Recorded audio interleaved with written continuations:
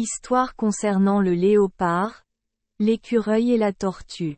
Il y a de nombreuses années, une grande famine régnait dans tout le pays et tout le peuple mourait de faim. La récolte d'igname avait complètement échoué, les plantains ne portaient aucun fruit, les arachides étaient toutes ratatinés et le maïs n'avait jamais atteint son point culminant. Même les noix de palme n'ont pas mouru, et les poivrons et les okros ont également cédé. Le léopard, cependant, qui vivait entièrement de bœuf, ne se souciait d'aucune de ces choses. Et même si certains des animaux qui se nourrissaient du maïs et des récoltes commençaient à devenir plutôt maigres, cela ne le dérangeait pas beaucoup. Afin de s'épargner des ennuis, comme tout le monde se plaignait de la famine, il convoqua une réunion de tous les animaux et leur dit que, comme ils le savaient tous, il était très puissant et qu'il avait besoin de nourriture, que la famine ne l'affectait pas, comme il ne vivait que de chair et qu'il y avait beaucoup d'animaux autour, il n'avait pas l'intention de mourir de faim. Il a ensuite dit à tous les animaux présents à la réunion que s'ils ne voulaient pas être eux-mêmes tués, ils devaient lui amener leur grand-mère pour qu'ils se nourrissent et qu'une fois qu'ils auraient fini, ils se nourriraient de leur mère.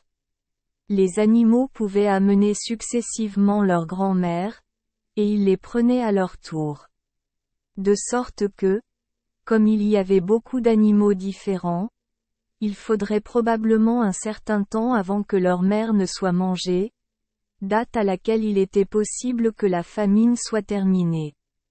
Mais en tout cas, il les avertit qu'il était déterminé à avoir suffisamment de nourriture pour lui-même et que si les grands-mères ou les mères ne se montraient pas disposés, il se retournerait contre les jeunes gens eux-mêmes, les tuerait et les mangerait. Bien entendu, la jeune génération qui avait assisté à la réunion n'a pas apprécié et, pour sauver sa peau, a accepté de fournir au léopard son repas quotidien. Le premier à apparaître avec sa vieille grand-mère fut l'écureuil.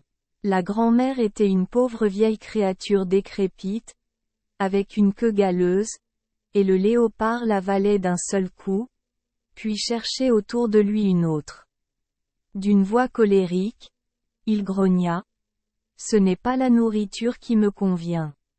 Il me faut en manger davantage d'un coup. » Puis un chat des brousses a poussé sa vieille grand-mère devant le léopard, mais celui-ci lui a lancé un grognement et lui a dit « Enlève cette vieille vilaine chose.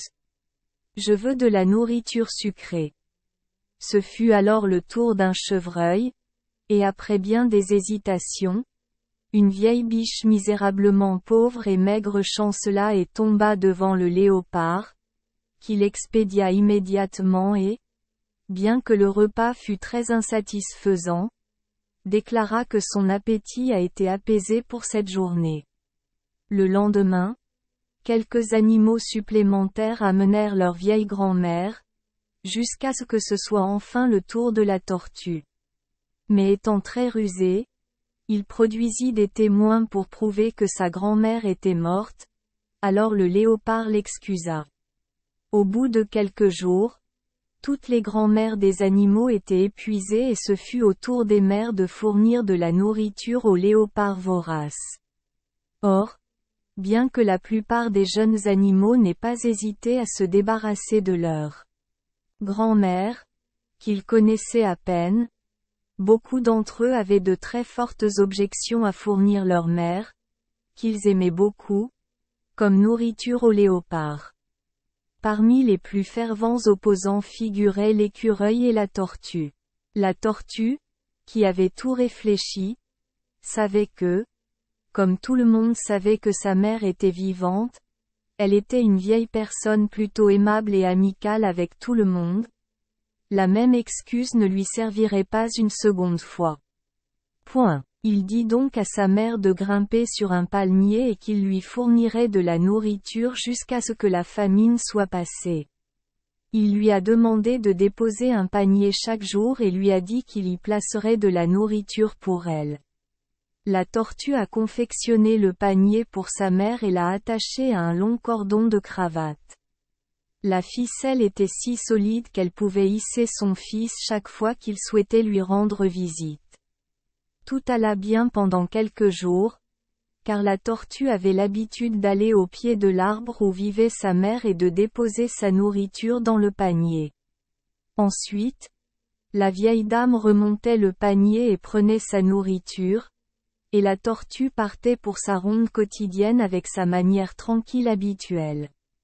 Entre-temps, le léopard devait avoir sa nourriture quotidienne, et le tour de l'écureuil arrivait en premier après que les grands-mères eurent fini.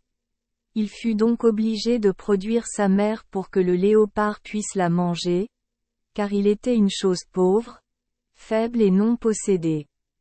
De toute ruse, l'écureuil aimait cependant beaucoup sa mère, et lorsqu'elle eut été mangée, il se souvint que la tortue n'avait pas produit sa grand-mère pour la nourriture du léopard. Il décida donc de surveiller les mouvements de la tortue. Le lendemain matin, alors qu'il ramassait des noix, il vit la tortue marcher très lentement à travers la brousse, et étant haut dans les arbres et capable de se déplacer très vite, il n'eut aucune difficulté à garder la tortue en vue sans se faire remarquer. Lorsque la tortue arriva au pied de l'arbre où habitait sa mère, il déposa la nourriture dans le panier que sa mère avait déjà fait descendre par le lien cravate, et étant entré dans le panier et tirant sur la ficelle pour signifier que tout allait bien, il fut remonté et, après un certain temps, relâché dans le panier. L'écureuil guettait tout le temps, et aussitôt la tortue était partie, sautait de branche en branche des arbres, et arrivait très vite à l'endroit où le léopard somnolait. À son réveil, l'écureuil lui dit: « Tu as mangé ma grand-mère et ma mère, mais la tortue ne t'a pas donné de nourriture. C'est maintenant son tour et il a caché sa mère dans un arbre. » Le léopard fut très en colère et dit à l'écureuil de le conduire immédiatement à l'arbre où vivait la mère de la tortue. Mais l'écureuil dit: « La tortue ne marche qu'à la lumière du jour, quand sa mère dépose un panier.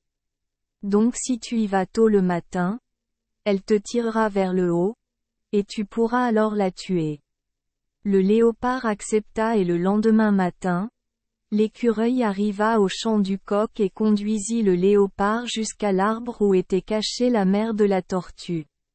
La vieille dame avait déjà déposé le panier pour sa provision quotidienne de nourriture, et le léopard y monta et tira sur la ligne. Mais à part quelques petites secousses, rien ne se produisit, car la vieille mère tortue n'était pas assez forte pour tirer du sol un lourd léopard. Lorsque le léopard vit qu'il n'allait pas être tiré vers le haut, étant un grimpeur expert, il grimpa sur l'arbre et, arrivé au sommet, il trouva la pauvre vieille tortue, dont la carapace était si dure qu'il pensa qu'elle n'était pas en forme. Cela valait la peine d'être mangé, alors il la jeta par terre avec violence, puis descendit lui-même et rentra chez lui. Peu de temps après, la tortue arriva près de l'arbre et, trouvant le panier par terre, elle le tira comme d'habitude, mais il n'y eut aucune réponse. Il regarda alors autour de lui et, peu de temps après, il tomba sur la coquille brisée de sa pauvre vieille mère, qui était alors complètement morte. La tortue comprit aussitôt que le léopard avait tué sa mère et décida qu'à l'avenir, elle vivrait seule et n'aurait plus rien à voir avec les autres animaux. Merci les enfants des Esperluette Croisillon 39. Avoir écouté des contes de fées au jour Esperluette Croisillon 39. 8. Espérons que les histoires apporteront aux enfants des moments heureux et significatifs. Si vous aimez notre chaîne, veuillez appuyer sur le bouton S Esperluette Croisillon 39. Abonnez, pour ne manquer aucune histoire intéressante. Je vous souhaite une bonne nuit de sommeil et de beaux rêves. Rendez-vous dans la prochaine histoire.